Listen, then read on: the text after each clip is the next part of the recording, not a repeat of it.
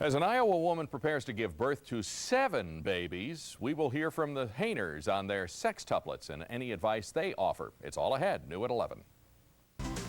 New at 11, we'll hear from kids who got sick after eating the jimsonweed. In his own words, how prosecutors say the suspected Unabomber will help them get a conviction.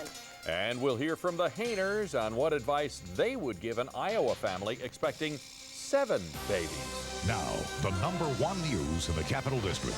This is News Center 6, new at 11. Good evening, everyone. New at 11, they ate a weed that put them in the hospital. Tonight, they tell us why. News Center 6 first told you about kids eating jimsonweed, also known as devil's apple or stinkweed.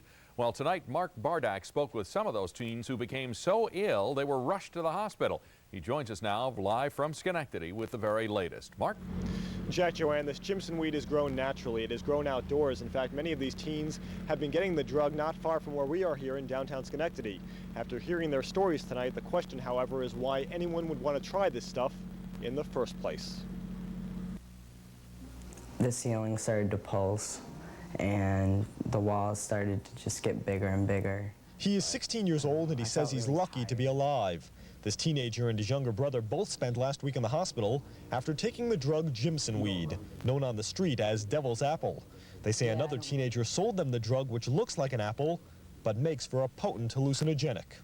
She cut them open for us, and we ate them, and nothing happened.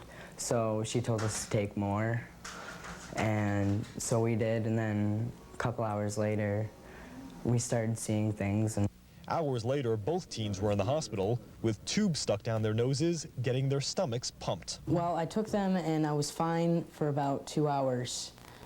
And my last memory was being in the kitchen, and that's all I remember after that, and waking up in the hospital. Seeing my brother, he was pretty bad. He didn't know where he was, and it took 9 people to hold him down in the emergency room so that they could draw blood and give him an IV. 2 of their friends also took the drug. One blacked out while behind the wheel of his car and slammed into a tree.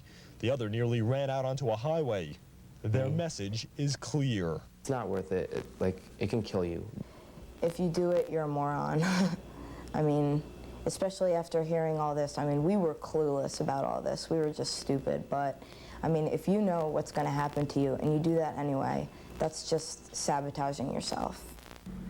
Now, all in all, we think 8 teenagers were hospitalized last week. They have all since been released. The amazing story here.